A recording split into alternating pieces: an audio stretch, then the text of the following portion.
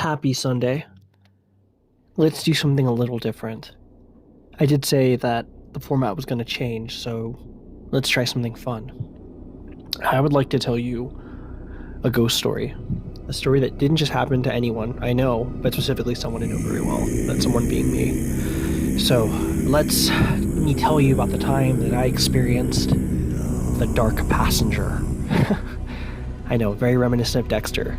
If you caught that before I said Dexter, distant virtual high five to you. So essentially what I've experienced throughout my life, starting when I was about 17, was a dark figure that would be in the back seat of my car. So let me give you some context. If my passenger seat in America, our driver's sides are on the left side. So the left side is the driver's side. So it would be at an angle. Like if you were cutting a sandwich, like, at a triangle shape. So it would be the right passenger back seat. So let me take you back to the year of 2025 or 2026. We'll just say 2025 and a half, okay? I'm either a senior in high school or a junior about to be a senior. I guess the timeline doesn't make sense. So we'll just say I'm in high school. Let's say I was a senior. I remember I grew up in a town east of Los Angeles in the Inland Empire. Very small town. Well, considering that it was near pretty big cities, it was a pretty small town. It had a very small town feel. There's only about 2 ways to get in. One way is through one main road that takes you through the whole city. Another way is through a side road that takes you through the whole city. One going vertical, one going horizontal. One leading up to a mountain, one leading up to another mountain. Very weird. It was very, really cool city. And I remember that this city is known for being very rural. Not so rural anymore. They've got invaded by major corporations. They still don't have a movie theater, so that's a great thing. But I remember that they were really rural. And I remember visiting a friend. My friend happened to live closer to the mountain. And when you're 17, you kind of just park wherever you want. You feel like you're invincible. You feel like nothing matters. So I remember parking my car near the bushes, near this open field, down her street. Maybe like 10 feet away, which is nothing, right? Like just a couple steps away from her house. And she kind of lived in a farm area, kind of rural. So I remember just hanging out with her. We were like listening to music at the time, probably something like that. I can't fully remember. I don't remember the details specifically of what we were doing, but I do remember what happened.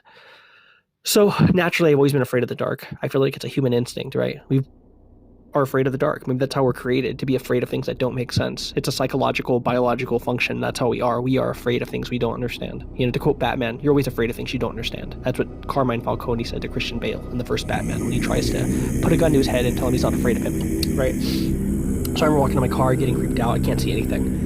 I mean, I could barely see my hands. There's no street lights at all. I could see maybe some lights in the further distance of where the main streets are, but this is some side streets. I go to get into my car. Okay, I get into my little Honda. I get in, I'm freaking anxious, heart's pounding. I just feel uncomfortable, okay? I go to start my car, but naturally, I don't know if it's because I've seen Urban Legend. I don't know if you remember Urban Legend, but there's a guy that kills the girl by hiding in her backseat, I remember just feeling uncomfortable, so I look over my backseat and keep in mind it's all shadows, okay? I see something that makes my blood go cold and my heart just drop. And what I see is the outline of a figure sitting in the right back passenger seat. I kid you not, to say I was afraid was an understatement. I felt like my whole body dropped. I felt like everything that ever freaked me out got me scared, and I felt like I couldn't mentally and physically handle it. And that one moment is a moment that has scarred me forever. It felt like an endless moment of eternity, but fear. Seeing something that shouldn't have been back there, my first thought is, oh my gosh, someone's in my car. And then, how you do a double take? You see something and you go, no, what did I see? What did I see? No, I didn't see anything. Yes, I did. No, I didn't. Like that kind of let's get the hell out of here kind of feeling. No one's there. And that's what gets me. There is nobody there. There was no one in that car seat. Now, before you go, oh, Mr. Death Breath, you were just being paranoid. No. Here's the thing. If you ever experienced anything supernormal or paranatural, you would know that there's something paranormal, supernatural. I think I said those wrong. They see super peril, whatever, it doesn't matter. We can make fun of that later. It's one of those things where the darkness manages to be darker than everything else around it. And that is something that's hard to fathom. And this isn't the first time I've encountered situations like this.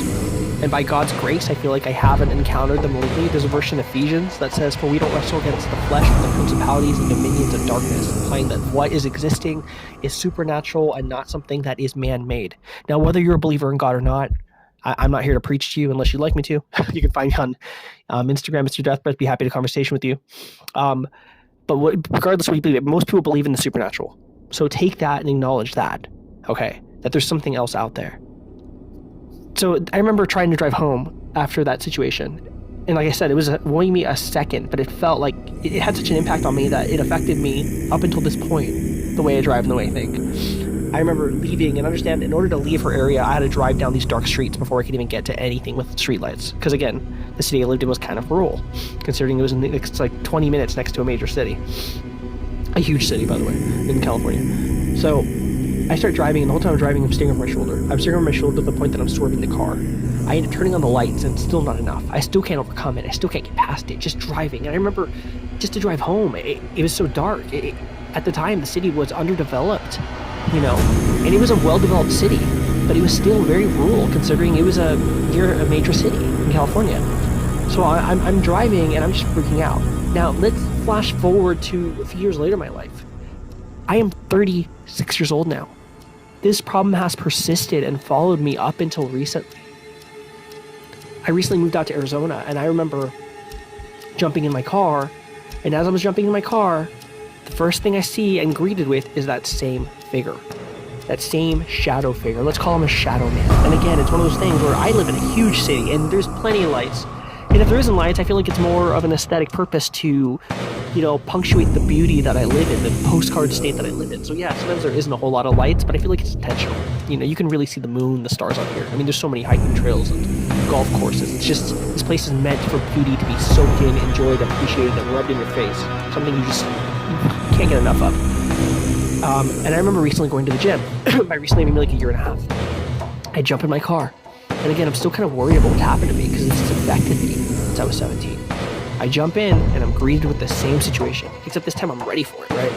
But I still feel my heart sink. I still feel the overwhelming panic, the kind of feeling like you're underwater, like you can't breathe. Almost like when you have that dream, you can take a nap, and you wake up from that nap, and you're like, and you're almost like, it's almost traumatic. That's how I felt. And it was in my car again. Now, I want to say I know, but I don't know much for certainty. I do know that when we'll die, we'll meet Jesus. I will die. Taxes are guaranteed, But I have to say with a 99% certainty that this thing was demonic or evil.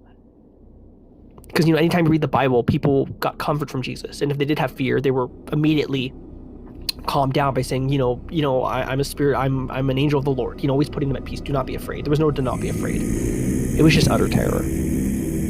And what made this go away was me drawing closer to God. And again, this isn't a God channel. I mean, I will proclaim Jesus is my Lord and Savior. If you want to get saved, ask for forgiveness, believe He died on the cross.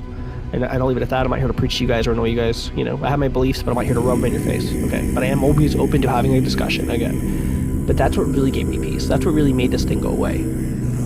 What made it go away was really just leaning harder into my faith. And even now, every time I get in the car, I still kind of see it. And the only way to get rid of it is through the power of Jesus. I have to say, in the name of Jesus, I rebuke you, Satan. I'm a believer in God. This is God's car. I'm a lover of Jesus Christ. I'm a Christian that honors and follows God. I might like spooky stuff, but I'm not here for this stuff, I mean, you would think that I'd be all for this with all the stuff in my house, like Midsummer posters and Freddy Krueger posters, but no, it doesn't. I don't really want that, And that's in a pretty terrifying situation. And it's so terrifying that I barely got rid of it. Anyway, guys, I figured I'd share that story. I hope you guys enjoyed this. I am still active on YouTube, still now officially active on Spotify, so you can follow me there. I have a few more stories to share, and I figure that we'll keep doing stuff like this, because, Mr. Deathbreath doesn't just have to be spoiler-free film reviews. Actually, not even spoiler-free anymore. That was kind of boring. Now we're just film reviews. I'm basically going over plots and talking about what I liked and what I didn't. And it gives me a freedom. Less razzle-dazzle, more high-quality content is what we're doing here. What we're doing here at Mr. Deathbreath Corp. Anyway, guys, take care. Thanks for listening.